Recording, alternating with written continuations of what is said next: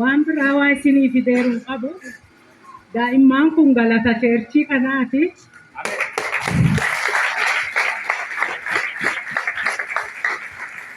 Kenna biraa hojjetanii taaggalanii dadhabanii dhaggachuu danda'an.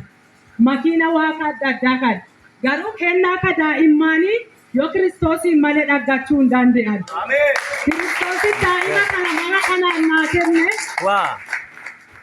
Allee waan biraa waan baadhee dhufe qabu isaan baadhee dhufe wanni guddooni akkuma Haannaan gaafa waaqni Saamu'eel kenneefi Saamu'eel ilaaltee hin galateeffanne waaqa fi galateeffatte. Anillee waaqa san galateeffachuu dhufe. Ijoolleen kun lakkuu ijoolleen tun lamaani gaafa ijoolleen tun garaa kiyya keessa addadamanii ji'a 7 kaasee wambiriirraan kaan ji'a 7 jalqabee haga ji'a 10 guutuu danda'e wambiriirra ture. Guyyaa tokkoon duuba gaafa Dr. Biraanuu bira deemee kunoo chaappaa ragaa naa kennee gadhaan kee baqaffamuu qabaa ammuma baqaffamuuti. Ijoolleen walirra addadamaniiranii intalli mucaan kiiloo 3 fi tekkuli intalli kiiloo 2 tekkuli walirra addadamaniiran onni tokko addadamaniiran intalli duriisaa fi guyyaa xiqqaa qaddi dafii garaa keeti baqaffadhu addee daa'imni kun si jalaa duutu yoo dhalatanullee mataa isaanii wal qollofa yoo wal qollofan atillee zeeroo teeta ijoolleen zeeroo teetu da'aadha. Ijoolleen tun zeeroo teeti atillee zeeroo teeta maatii fi amma atillee laalu jedhe ammallee dhalee mana lakkisee dhufeera nafa. Maatii zeeroo teeta atillee fanaddaa jennaani akkana jedhe chaappaa bichaa naa kennu doktori jedhee fudhadhee gara manaa dhufe. Isseena mohaadatii yaangala jennaani meesseeni mana meggaabii dhaqii waaqa gaafadhu naan jette.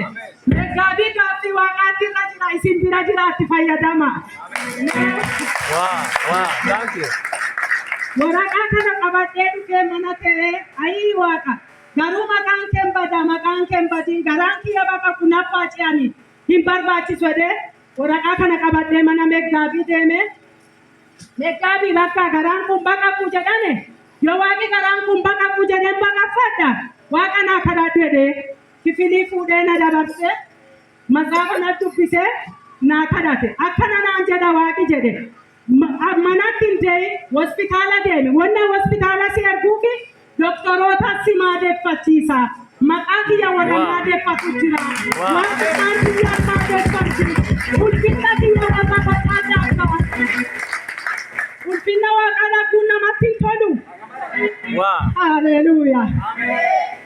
Ulfinni waaqaa sirraan mul'ata doktoroota maadeeffatu jira warra waaqummaa kiyyan beene kamanuu jira waaqi achi dhaqisiin jedheera naan jennaani eega nagaan deebi'u teete mana qasuma mokkoradhee didadhe gaafa didadhe adhallee ndiya boruun dande'a adondeeyin guyyaa 10 shaadho ciniinsifadhu daanni hobba'ee dhagaa hobba'ee ganama mara ka'aa nyaatu deeyisaa yoo ta'u hin dee'u jechi waaqa guutaa waaqa ulfinna fi tolchiisaa eega ciniinsifatiisaa naddacha'ane saatii tokkonna jala ta'ane deemuu qophaa'ee saatiin 6 dondeeyi ergaa waaqi dubbate qaabadhe meggaabiirra ta'ee waaqi manatti hin deettu doktorii waaqummaa kiyya maadeeffachiisu qaba hospitaala dhaqi waaqi jedheera fuudhanaan ka'a jedhe bajaajii fixanee hospitaala deeme lan dhufu wittinesh jiinni keeti kudhan xumurameera dee'uu dandeettu waaqaniin kenfanadha ijoolleen te sammuu wal qollofti mucaan kiiloo 3 tekkuli waan ta'eef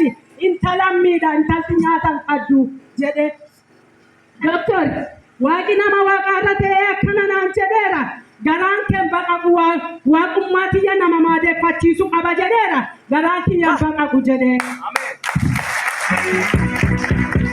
Doktoroota akkana laaftee naan jedhe baasaa mana kana keessaa jennaani Yesuus qotti nan baasini abbaa cinuma na kee jedhee.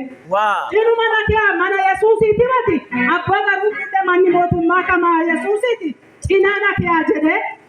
Arrasani abbaan kiyya garaa baqaffadhu jedhee naddi daawwallaani hin dhageenye bilbila akkanaa cufinarraa jedhee dhageenyee jiru cufi jedhe yeroo inni bilbila cufee ka'u meeshaa naan qalanuu fidanii dhufanii qabadhu naan jedha seensisaa jennaa hin seenu dhageenye waaqi gaa tokko karaa an deemu hin teetti naan Ega meeshaa kan qabadhee dotee'u doktoriin tokko dhufe ispeeshaalii haylenyaa waan ta'eef nami kun si fayyada. Maatsaniin kunillee sin tuqamu amma achillee deemuun dandeetta ijoolleen ta'e waliin qolloftu naan jedha jennaani waaqi waan jedheeru doktoriin hambeenне jira sirraan na hubatti waaqummaatti yadhaggiti jedheera. Yesuus isaatii sagalee dhufuu dhabe nama qasitanii koottaa jedhee akka meeshaalee qabate. Doktorooti kun nuti manaan ari'ane dhiiga kiyya gulukoosiin gara dhiiga tokko guute isa keessaa kun duruu dhiigaan feene jedhe addiin na guute namni tokko ajjecha akkana jedhu naa baas ati namitti tan akkana waaqa addatte hiriirri ka hiriira asteerisii ta'uu naan jedhe. Hallelujah! Yesuus gaafa hiriirri ka hiriira asteerisii ta'uu jedhe ana namitti ulfaan duraayyuu kiiloo 100 kaas. Haulfa wani kiiloo 100 jaataas addeeta nagaya akkanuma jedheeti ijoollee tana waliin tuttuqina waliin mataa waliin dhayina akka hiriira asteerii hiriira goota jedhee. Yeroo ijoollee tani amma waliin tuqina waliin mataa waliin dhayina nallee miidhina akka hiriira asteerii doktorooti adda waaqa maadeeffachuu qabdi goota naan jedhu ijoolleen na darbuu jalqabde. Yo daqiiqa shanii ijoollee lama dhalee ka'e.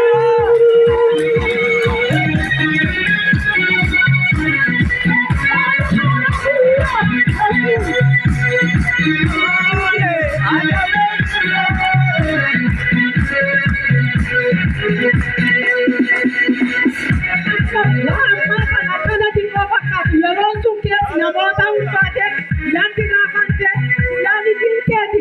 Simbirree akkanii fincaasiitiin tuqameera. Orsillee hawaasaa dhufa jedha.